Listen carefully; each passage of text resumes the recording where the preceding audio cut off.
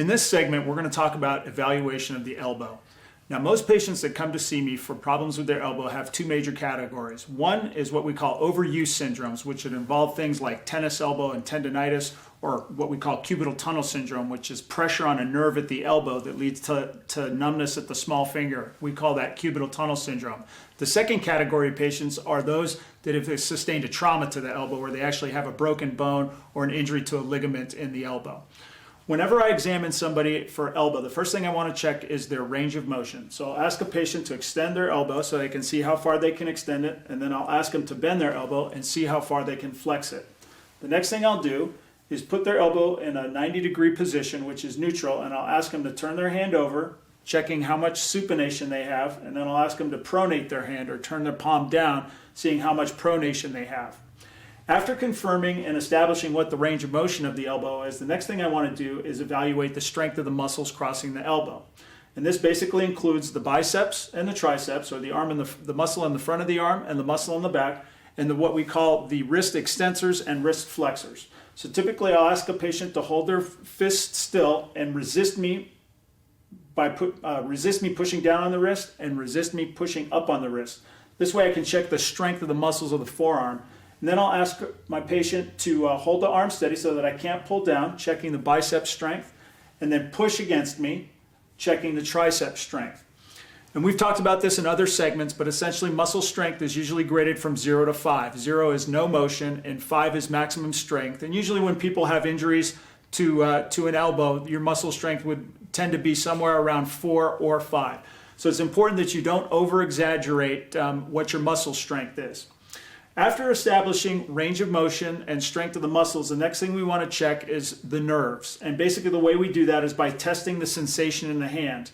Now there are three major nerves that go to the hand that give a sensation. The radial nerve, which gives a sensation over the web space between the thumb and the index finger and on the back of the hand.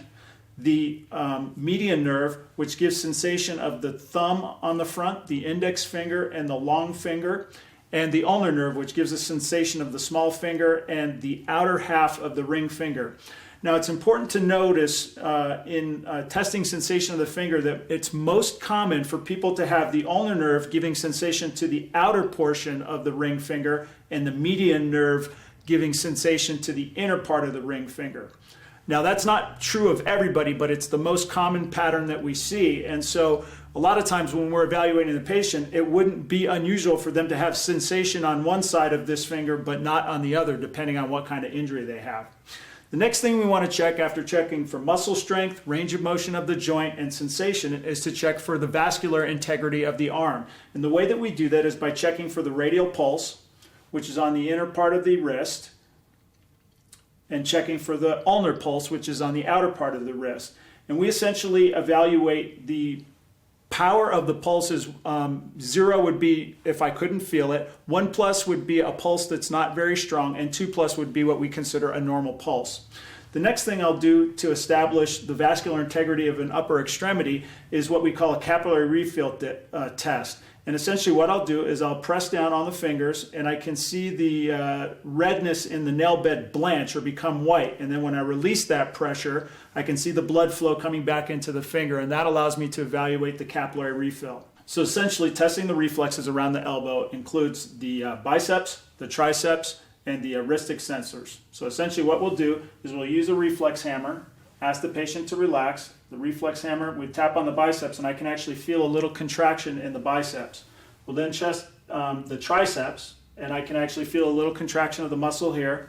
And then when we do the wrist extensors, we tap it, and you can see a little contraction there. And that allows me to see that the nerves, or at least the reflexes, are functioning normally. Now, after completion of motor, sensory, vascular, and reflexes, the next thing I want to do is check for the ligaments of the elbow. And the most common one that is injured is called the medial collateral ligament, or what we call the ulnar collateral ligament. And a lot of you may know that as the Tommy John injury, the famous baseball player that had surgery called Tommy John surgery, is to repair that ligament. And what I do is I flex the elbow about 20 degrees, and then I can apply a stress there. And if there's an injury to that ligament, I'm going to be able to pick it up by feeling some laxity to the inner part of the elbow. The other thing I'll do is what's known as posterior lateral rotatory instability. It's a big word, but basically I'm just trying to check and see that the small bone at the elbow, the radius, is stable, and I can do a provocative movement to try and see if I can get that bone to pop out. That's a very uncommon injury and is not likely. The most common things we'll see are what we call medial epicondylitis or golfer's elbow, or lateral epicondylitis, which most people know as tennis elbow. And the way to test for that, on the outer part of the elbow, if I press and there's some pain in that area, that's typically associated with what we call lateral epicondylitis or tennis elbow. If there's pain when I press on the inner part of the elbow, that's medial epicondylitis or golfer's elbow. Extend your fingers and resist me. People with chronic tennis elbow, when I press on the finger like this, they'll have a lot of pain up in this area. So this is one of those tests. If I start to press on the finger and they tell me about pain in the wrist, I know that they're exaggerating their exam, because pressing on the finger for lateral epicondylitis should cause pain up in the elbow. The next thing we'll do is ask you to make a fist and resist me. If causing a strain on that muscle elicits pain on either the outside or the inside of the elbow, that's consistent with chronic medial epicondylitis or lateral epicondylitis, and is a common overuse injury that we'll see in workman's comp claims. The next thing we'll do is what's called a Tunnell's test. And basically what we want to do is we tap on the nerve in the funny bone, and if that causes a zinging going down the elbow, it's suspicious for somebody who might have an injury to that nerve or cubital tunnel syndrome, and would encourage me to send that patient for an additional test called an EMG, which is a test that will allow me to evaluate those nerves. That's essentially an elbow exam, and it's a complete exam.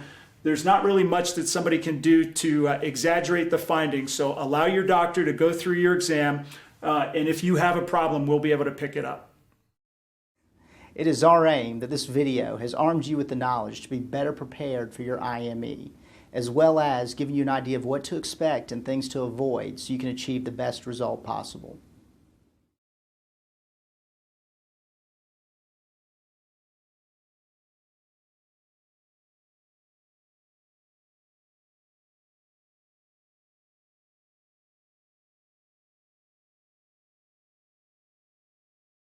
In this segment, we're going to talk about the shoulder exam today. Now, typically when a patient comes to see me with shoulder issues, there are three main issues. Usually they're either going to have some sort of rotator cuff injury, injury to cartilage, and sometimes people will have arthritis of the shoulder. So let's go through the shoulder exam. Now, it's very important that when you see your physician that you don't overdo your symptoms. If you have an injury, your physician is definitely going to be able to capture it simply by doing their physical exam. So just follow his instructions and behave normally.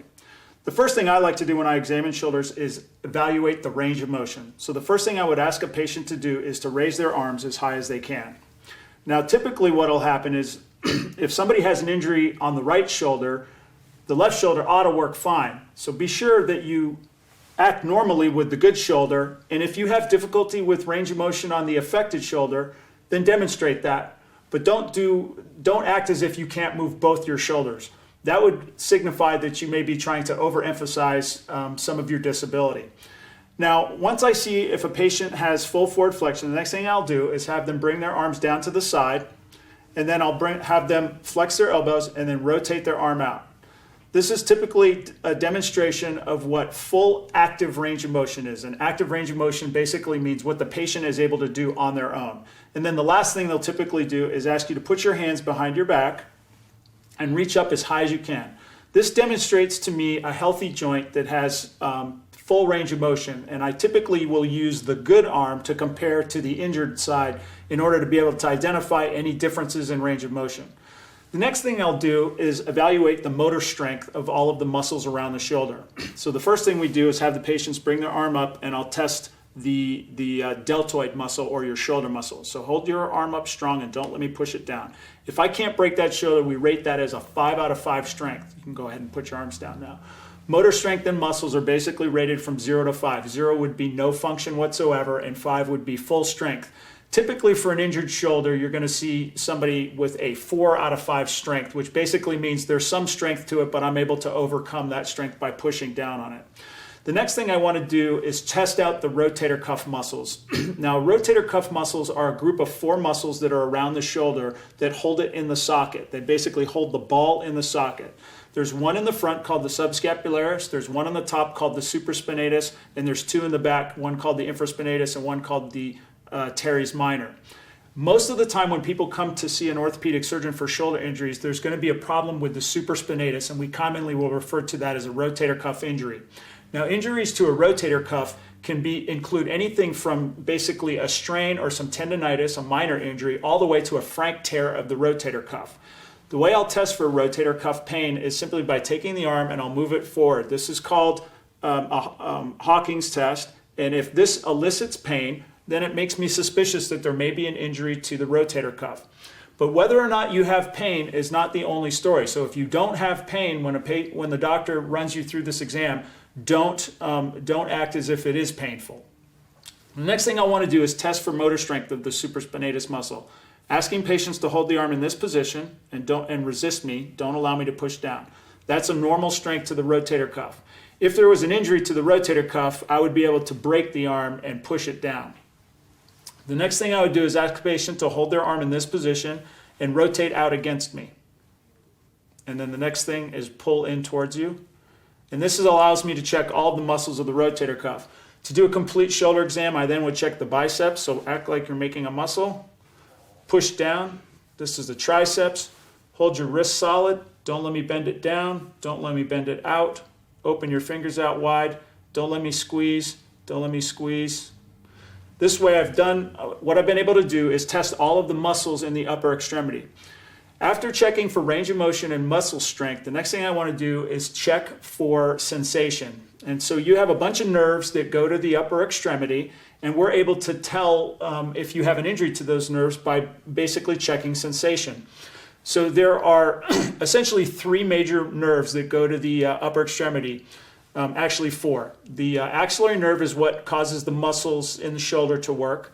You have the radial nerve, which causes your thumb to extend and gives you sensation on the back of your hand. The median nerve, which gives you sensation on the fingers. And the ulnar nerve, which gives you sensation on the small finger. And simply by asking a patient, can you feel this? I will be able to document a sensory exam. Sensory exams are the most common type of exam that's overemphasized by a patient, where they say they can't feel anything over the entire hand, or I can't feel anything in my entire upper extremity. That oftentimes is a red flag to an orthopedic surgeon that somebody may be overemphasizing their conditions, because it's not common for somebody to have complete numbness throughout an upper extremity. It's usually on one or two fingers or in a localized area. So be careful not to exaggerate the sensory exam. The next thing we're going to check is the blood flow to the upper extremity. There are 2 major arteries, the radial artery on this side, and I can actually feel it beat, and I can quantify how strong that beat feels to me. We usually call it 1+ for weak or 2+ for strong, and that's normal. And I can check the ulnar artery on the other side. The next thing I'll do is check for what's called capillary refill. I can squeeze the finger and look at the red portion of the nail bed will become blanched or white, and then as I release the pressure, the blood flow will come back into the fingertip and I can see that redness, and that's referred to as capillary refill, and it gives me a good idea of the blood flow to the digits. Now, we talked about the most common injuries to a shoulder are usually going to involve either the rotator cuff or the cartilage. Now, typically people will have some sort of strain or injury to the shoulder. If you dislocate your shoulder, or have an injury that tries to dislocate your shoulder, what you can commonly do is tear the cartilage. And so the next thing we would do is go through provocative tests to try and elicit either instability in the shoulder or to elicit pain. What I'm trying to do when I do an apprehension test is essentially test the cartilage in the front of the shoulder. This sort of maneuver will elicit pain from the patient, or sometimes will even give the patient a sensation of their shoulder dislocating, and would be considered a positive apprehension test. When I hold the arm in this position and push down, resist me, this is called an O'Brien's test and is also checking for some cartilage tearing inside the shoulder. Again, I do my Hawkins test and my Neer's test. Relax. And I'm rotating the arm in, and what I'm trying to do is elicit pain in the rotator cuff region. essentially that is going to complete a normal shoulder exam. So I'm basically looking for muscle strength, sensation, vascular flow, and the integrity of the cartilages in the shoulder. Now, this is only my physical exam. Further studies would include x-rays, where I would be able to see arthritis, fractures, or other abnormalities. And a lot of times patients will need MRIs in which I can better see the tissues within the shoulder, the rotator cuff and the cartilages, and that will allow me to make the diagnosis. It's important for you to know that if there's an injury there, I'm going to be able to find it. So don't overemphasize your symptoms and allow me to simply conduct my test, and we'll be able to figure it out. It is our aim that this video has armed you with the knowledge to be better prepared for your IME, as well as giving you an idea of what to expect and things to avoid so you can achieve the best result possible.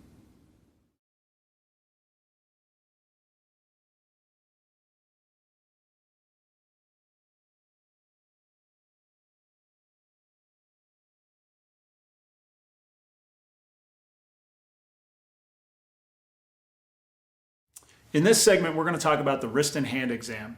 Now, again, in this segment, I typically see two types of patients: those who have overuse injuries and those who have sustained a trauma where they broke a bone or something. The most common thing I see in a workers' comp claim that involves the wrist has to do with carpal tunnel syndrome, and that usually is experienced by patients as numbness in the three fingers on the thumb side of the hand. So it would be the thumb, the index finger, and the long finger. Sometimes people will experience what we know as cubital tunnel syndrome, which is actually pressure on the ulnar nerve at the elbow, and patients experience it as numbness in the small finger and usually the outer half of the ring finger. Now, it's kind of funny. The ring finger has half of it innervated by the median nerve on the inside, and the outer half of it is innervated by the ulnar nerve. And so it's not uncommon for somebody to have numbness, say, on the outer portion of the finger, but intact sensation on the inner portion of the finger. And that would be something that I would be looking for in a patient to establish the reliability of the exam. So a typical hand exam and wrist exam that your physician is going to perform is going to involve the four major components of motor strength, sensation, capillary or blood flow, vascular integrity, and range of motion of the joints. The first thing I would do is check all of the muscles that are innervated in the hand by the median nerve, the ulnar nerve, and the radial nerve. So the first thing I do is I check for the thumb extension. So I'll ask a patient to hold their thumb up. This tendon here is called the extensor pollicis longus. It's innervated by the radial nerve, and so when I tell you to keep your thumb strong, I push down. I'm testing this muscle. That lets me know that the radial nerve is functioning. And as with all muscle tests, we grade them 0 to 5, 0 being no motion, 5 would be normal strength. And people who have injuries typically will have what we call a 4 out of 5 strength.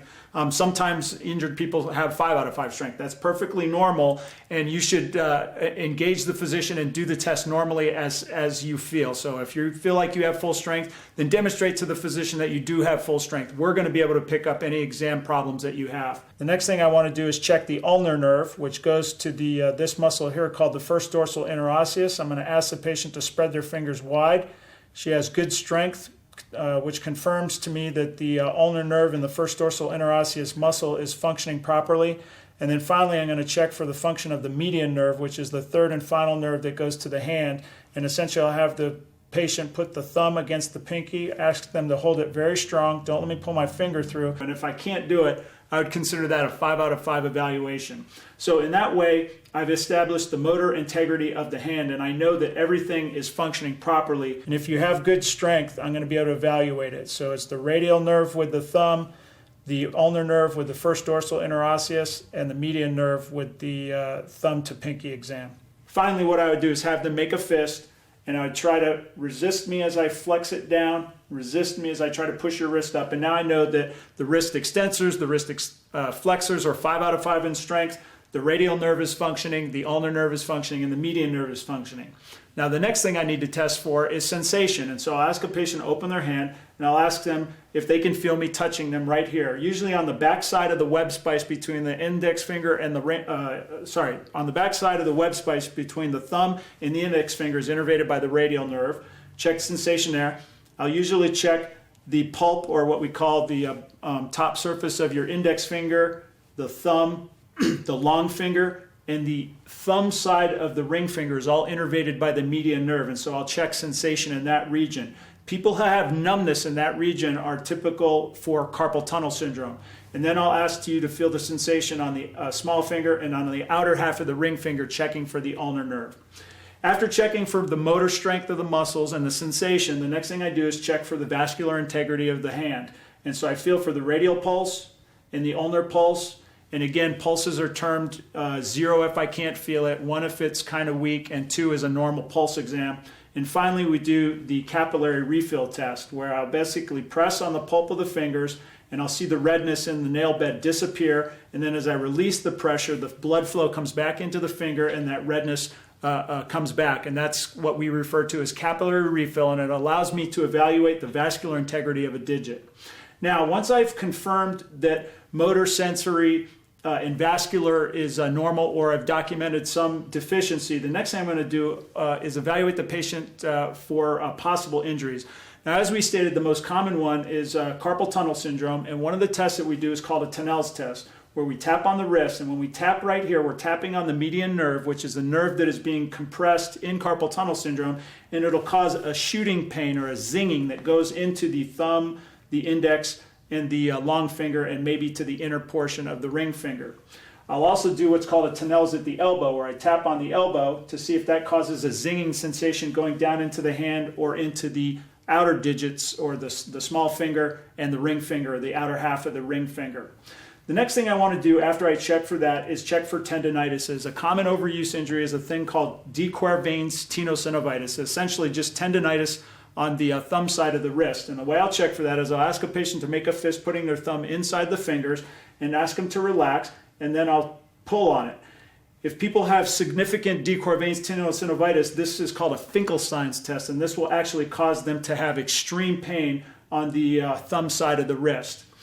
The next thing I want to do is feel for a problem in a bone called the scaphoid. You have a lot of bones in your wrist, and one that is commonly broken in traumas involving workman's comp injuries is the scaphoid. And it's a very important bone because when it breaks, it commonly has a lot of trouble healing. And if it doesn't heal, you can go on to develop arthritis in that wrist. So it's really an important bone for us to figure out whether or not it's broken. Commonly, it doesn't show up initially on x-rays, and so I'm going to pick that up on my physical exam by pressing on the thumb side of the wrist here in an area called the anatomic snuff box. When I extend my thumb, you can see a little depression here on the thumb side of my wrist. That's called the anatomic snuff box, and I'll press right in that region. If somebody has difficulty with the scaphoid, they'll have pain in that region, and it might cause me to get an MRI where I would be able to pick up that injury. Typically, all other broken bones that occur in the hand we'll be able to evaluate by x-ray and pick it up. And so the next thing we're going to want to look for are ligamentous injuries. So people that have falls or other injuries to the hand can sometimes have problems with ligament injuries. Common ligament injuries involve the scapholunate ligament, which are on the top of the wrist here, and I'll press with my thumb.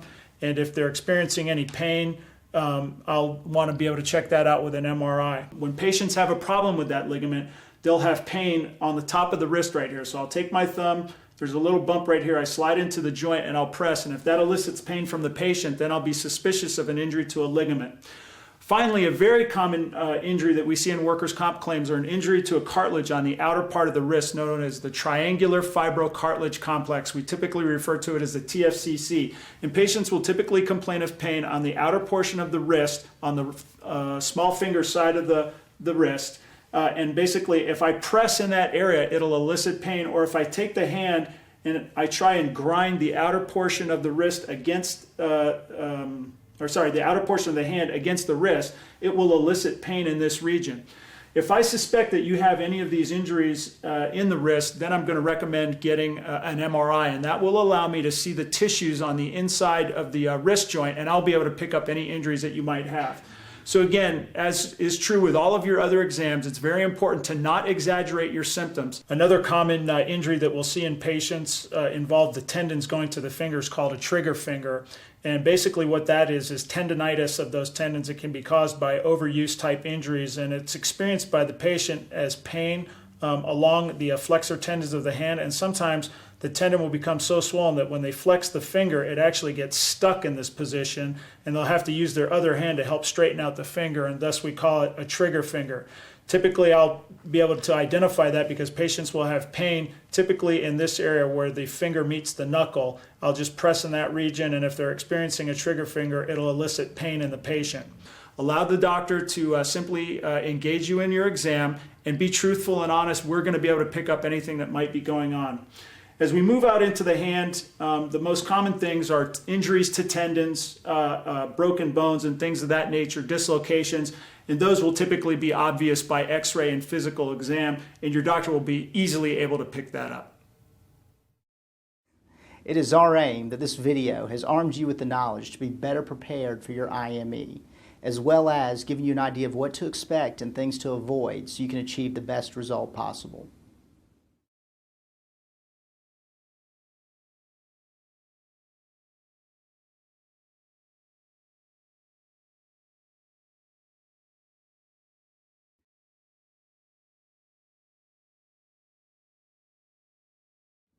Immediately following the examination, but after you've left the physician's office, use the journal that I recommended you bring to provide a thorough account of what transpired at the IME. It's important to note what time the physician entered and exited the exam room, what questions he asked, and what relevant questions he may have omitted. Make note of what portions of the clinical exam he utilized from what you've seen earlier in this video. Point out what portions of the clinical examination he may have implemented, and also note how the physician's demeanor was throughout the examination. Use the written notes to provide a thorough written summary that you can provide to your attorney. It is not necessary that you call your attorney. Your attorney will obtain a copy of the physician's report. Also, I want you to be aware that you shouldn't be shocked if the physician's opinion in his narrative report does not match the opinion that he gave you during the exam in his office. It is our aim that this video has armed you with the knowledge to be better prepared for your IME, as well as giving you an idea of what to expect and things to avoid so you can achieve the best result possible.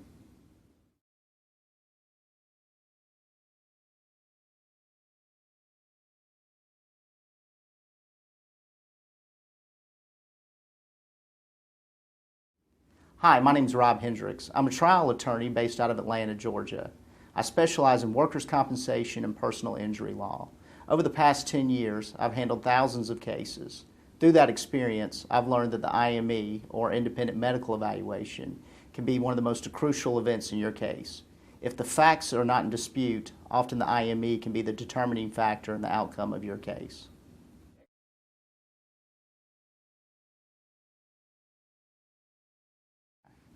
The first question I get is, what is an IME, or independent medical evaluation?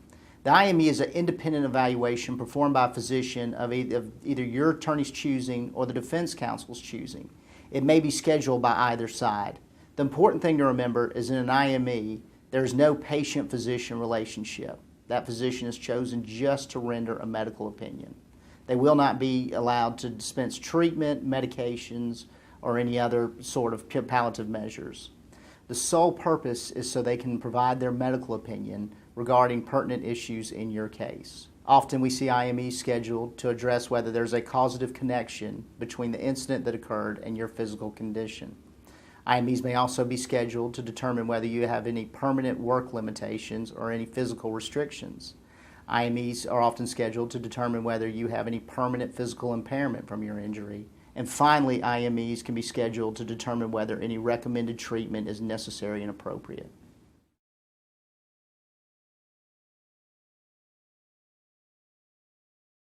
It is very important that you prepare for your IME, or independent medical evaluation. The first thing you need to do is obtain all your diagnostic films or tests. You need to have those available to bring to the physician at least one day prior to your appointment so the physician may review them and give you an accurate opinion. It is also important on the day of the examination that you're appropriately groomed, cleaned, and dressed. Make sure that you don't have paint on your hands, dirt on your shoes, that sort of thing. Things that would indicate to the doctor that you've been engaging in activities that don't match up with what you tell him is your injury. It is also important that you arrive at least 30 minutes prior to your appointment. There's nothing that will annoy the doctor more than a delay in his schedule, and often that first 30 minutes you'll be required to complete a medical questionnaire and other paperwork prior to the actual appointment. I recommend being familiar with your medical history and reviewing your medical records if possible. Keep in mind, we live in the information age. It is very likely that the opposing counsel has already obtained your prior medical records and provided them to the IME physician. It is also important that you don't attempt to conceal any of your medical history. These things will often be found in the medical records anyway, and in addition to that, any degenerative or prior injuries will often come to light through the diagnostic testing. Make sure that you're able to give an accurate history of what caused your injury. It needs to be important that your testimony, your deposition, is consistent with any statements you've given and consistent with your medical records. You're telling a story to the IME physician, and that story needs to stay the same and be consistent. It may also help if you emphasize the positives in your situation. For instance, if this is a workers' compensation or SSDI examination, you need to make sure the physician is aware that you've had a positive and lengthy work history. If one of the issues in your case is how your pre-existing condition is affecting your current condition after the injury, there are some specifics that you need to address with the physician. Some of the questions that need to be addressed are, do you have new and different symptoms following the injury that didn't exist prior to the injury? It's also important to let the doctor know if you had an increase in your level of pain. And another thing you might want to address is, did you have intermittent pain that existed prior to the injury that has now turned into constant pain since the injury? These are things that the physician needs to know to determine what kind of aggravation or exacerbation occurred to your pre-existing condition. One thing you need to be aware of is that the opposing party may have obtained video surveillance footage of your activities since your injury. Additionally, they have likely provided this video surveillance to the IME physician prior to your appointment. You need to be aware of this so that you give the physician an accurate history of the activities you've engaged in since the injury. The worst thing that can happen is if the physician sees you engaging in activities on video surveillance that you claim you are unable to do. It is not going to hurt your case to tell the doctor exactly what you've been doing. The physician is aware that people have good days and bad days following an injury. Just because you've engaged in certain activities doesn't mean that you are not hurt or do not have an injury or do not require treatment. One thing I recommend for my clients is that they bring someone with them to the independent medical evaluation. Oftentimes the judge may not want to hear your testimony, but may believe the corroborating testimony of another individual that was present for the evaluation.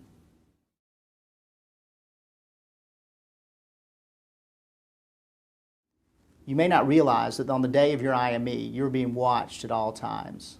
The physician and their staff will often note how you enter and exit the building before and after your appointment. Oftentimes I receive IME reports where the physician notes certain pain behaviors during the examination and yet notes that the patients exhibit totally different behavior while they're walking to their vehicle or into the clinic. I recommend to my clients that they bring a journal to the independent medical evaluation.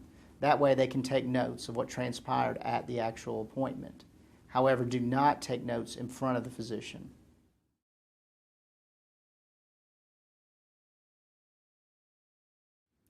The examination may last anywhere from 5 minutes to 2.5 hours.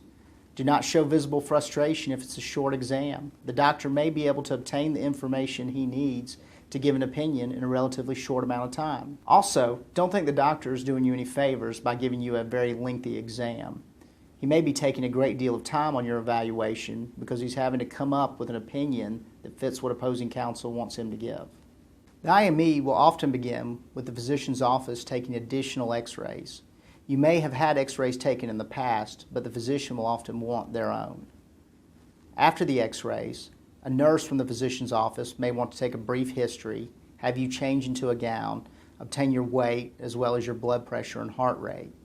The physician's portion of the exam will consist of taking your medical history, a history of how your injury occurred, and performing a clinical examination where they maneuver your body in different positions. A part of the clinical examination may involve lie detecting. The lie detecting portion comes into play when the physician moves your body in a certain position and asks you if that elicits a certain response that should not happen. If you respond yes, the physician may suspect that you're embellishing or exaggerating your symptoms. For example, I had a client who was sent for an IME for his left shoulder injury. The physician became suspicious that he was embellishing or magnifying his symptoms. As such, he had the patient lift his right arm and asked him if that caused pain in his left shoulder. He said the patient exhibited exaggerated pain behavior and told him that it did cause pain in his left shoulder.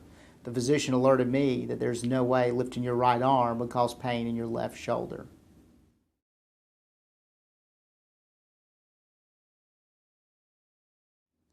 How you behave during your independent medical evaluation will have a huge effect on the outcome. In most cases, the physician will ask you to rate your pain on a scale from 1 to 10, with 1 being the least amount of pain and 10 being the worst amount of pain imaginable.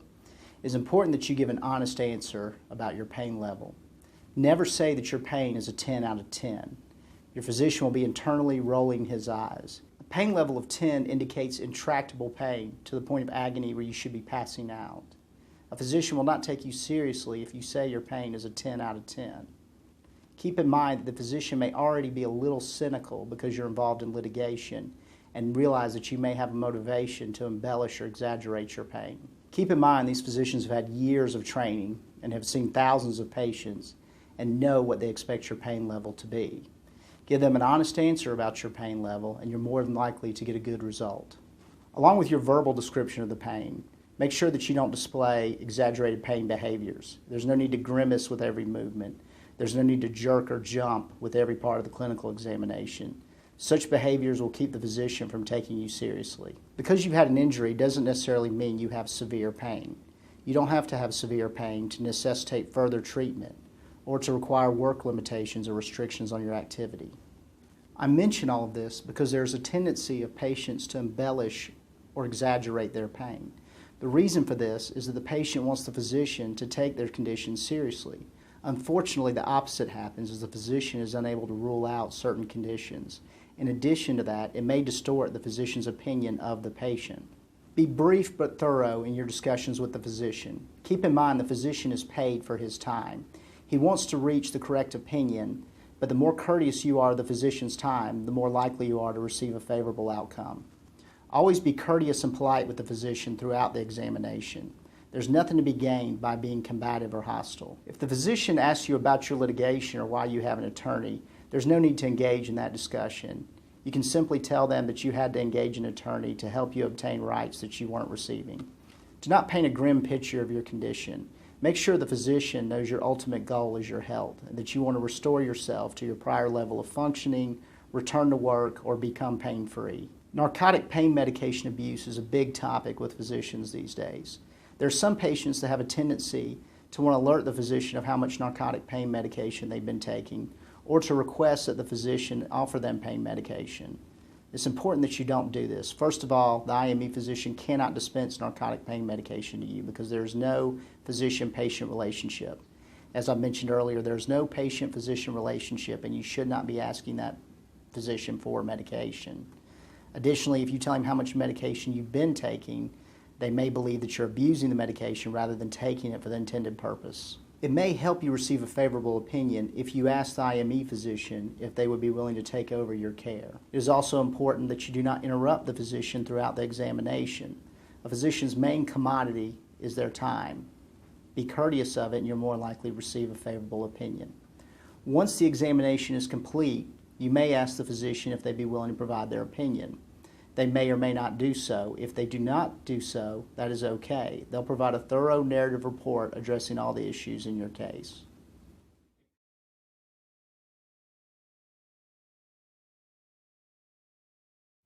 Hi, my name is Dr. Scott Barber.